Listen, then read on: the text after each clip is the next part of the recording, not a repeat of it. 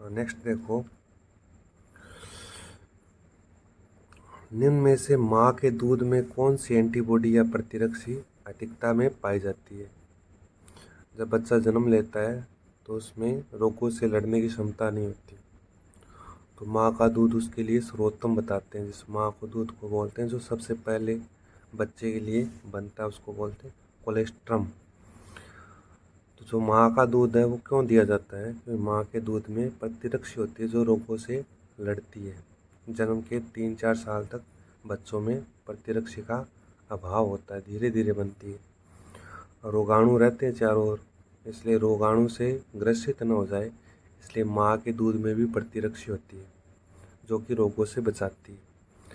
तो उनमें से 5 हमारे शरीर में प्रतिरक्षी होती है, IgD, IgG, IgA, IgM और IgG। उनमें से कौन सी माँ के दूध में होती है, तो ये IgA प्रतिरक्षी होती है, माँ के दूध में होती है। ये 5 प्रतिरक्षी बताइए, इनमें से भी 10 प्रश्न बहुत बार पूछते हैं। IgG है, यदि आप क्वेश्चन पूछ ले कि प्लेसेंटा क्या होता है, जिसको अपरा भी बोलते हैं। माँ और बच्चा जब गर्भ में बच्चा होता है माँ के, तो आपस में जो जुड़ा रहता है वो प्लेसेंटा से जुड़ा रहता है, को पार करने वाली एकमात्र एंटीबॉडी। अब माँ और बच्चे का जो रुधिर होता है ना, वो डायरेक्ट नहीं मिलता, प्लेसेंटा के थ्रू मिलता है। तो उस प्लेसेंटा को पार करने वाली एकमात्र एंटीबॉडी पूछे तो IgG है। यदि क्वेश्चन आ जाए कि अपरा या प्लेसेंटा को पार करने वाली कौन सी प्रतिरक्षी होती है, तो IgG। और हमारे शरीर में सबसे ज़्यादा भी यही पाई जाती है, सबसे अधिक मात्रा में। फिर एक होता है IgA, जो कि आपने अभी पढ़ा था, माँ के दूध में होती है, हमारे आंसुओं में होती है और हमारी लार में होती है। तीसरी है, आपसे ये भी कभी कभी पूछ ले, एलर्जी के समय या अति संवेदनशीलता, हाइपर सेंसिटिविटी, इसको अति संवेदनशीलता भी बोलते हैं।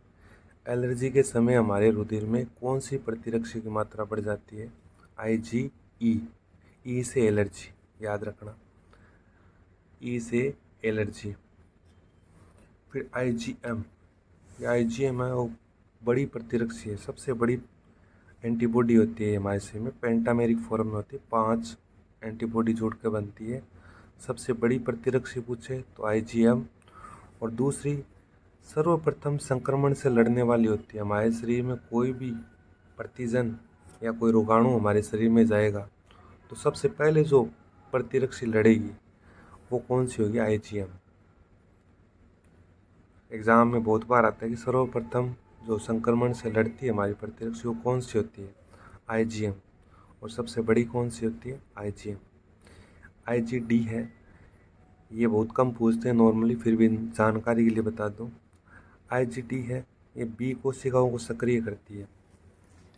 हमारे शरीर में मैंने बताया था बी कोशिका होती है, टी कोशिका होती है। टी मेमोरी रखती है और बी कोशिकाएं होती है वो प्रतिरक्षी बनाती है, प्लाज्मा बी कोशिकाएं से। तो जो बी कोशिकाएं हैं उसको सक्रिय करके क्या करती है, एंटीबॉडी बनाने का काम करती है, IgD। और टी कोशिकाएं मेमोरी रखती है, और टी कोशिकाओं को कौन से रोग में टी कोशिकाएं नष्ट हो जाती है, एड्स रोग में। HIV विषाणु क्या करता है, टी कोशिकाओं को नष्ट कर देता है, जिससे हमारा प्रतिरक्षा तंत्र खत्म हो जाता है।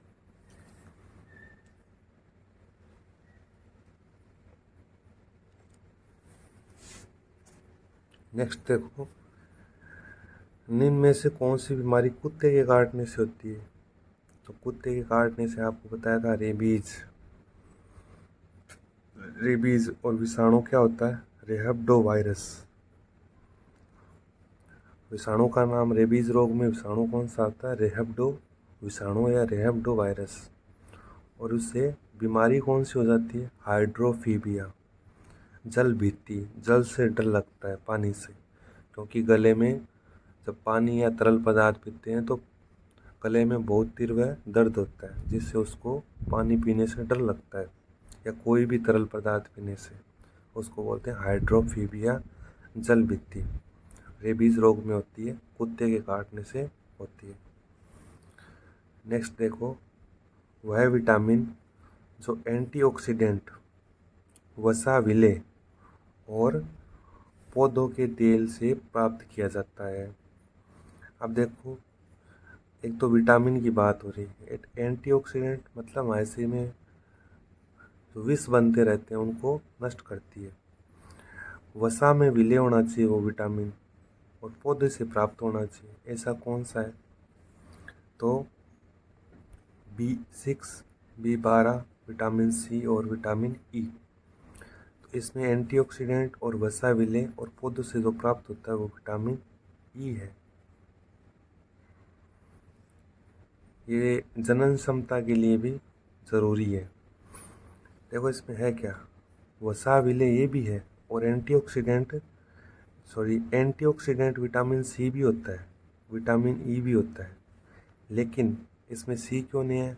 वसा, विलय, वसा में विलय होता है वो ई होता है, सी नहीं होता। 4 विटामिन वसा में विलय होते हैं, और जो 2 बच गए वो जल में विलय होते हैं। जैसे मैं नीचे लिख देता हूँ, वसा में विलय, इसमें जो 4 है ना, ए, डी, ई, के, ये 4 विटामिन वसा में विलय होते हैं। तो वसा में विलय वाला पूछ रहा है तो ई आएगा, ए, डी, ई, के, ई। और जल में विलय 2 बच गए, एक बी बच गया। ये बी कई टाइप के होते हैं, B1, B2, B6, B9, B12, और एक होता है विटामिन सी जो खट्टी चीज़ों में होता है, ये जल में विलय है। अब एंटीऑक्सीडेंट विटामिन सी भी होता है। नेक्स्ट और लास्ट क्वेश्चन देखिए, सूची फर्स्ट और सेकंड का मिलान करना है। ये 4 तत्व है और मानव शरीर में मुख्य कार्य है। तो सोडियम, कैल्शियम, लोहा, आयरन जिसको Fe से बोलते हैं, और आयोडीन को I से, कैल्शियम को Ca से, सोडियम को Na से, इनके चारों के काम का मिलान करना है। तो देखो आपको ये कुछ ध्यान में भी होगा, जैसे आयरन है, ये खून में ज़रूरी होता है। वैसे कहते हैं आयरन से खून बढ़ता है, खून मतलब हीमोग्लोबिन, तो हीमोग्लोबिन का घटक हो गया, सी में 1 नंबर हो गया। कैल्शियम आपको पता है हड्डियों के लिए, दांतों के लिए ज़रूरी है, तो हड्डियाँ और दांतों को मजबूत करता है। आयोडीन है, ये हमारे गले में गलगंड रोग हो जाता है आयोडीन की कमी से। कहते हैं ना आयोडीन युक्त नमक खाओ, तो मतलब गले में एक थायराइड ग्रंथि होती है जो कि थायरोक्सिन हार्मोन स्रावित करती है, उसके लिए आयोडीन ज़रूरी होता है, तो थायरोक्सिन हार्मोन में आवश्यक होता है। और एक सोडियम बच गया, ये शरीर में होम्योस्टेसिस या जल संतुलन बनाए रखने के लिए, इलेक्ट्रोलाइट का संतुलन बनाए रखने के लिए ज़रूरी होता है। तो इसमें ऑप्शन हो जाएगा ये, ए में 2 सोडियम जल संतुलन, बी में 3 कैल्शियम हड्डी और दांतों को मजबूत करना, सी में 1 लोहा हीमोग्लोबिन का घटक, और डी में 4 आयोडीन थायरोक्सिन हार्मोन से संबंधित। इसका ऑप्शन हो जाएगा 3 नंबर। इसकी PDF है MCQ की, वो मेरे जो चैनल है यूट्यूब का उसके डिस्क्रिप्शन में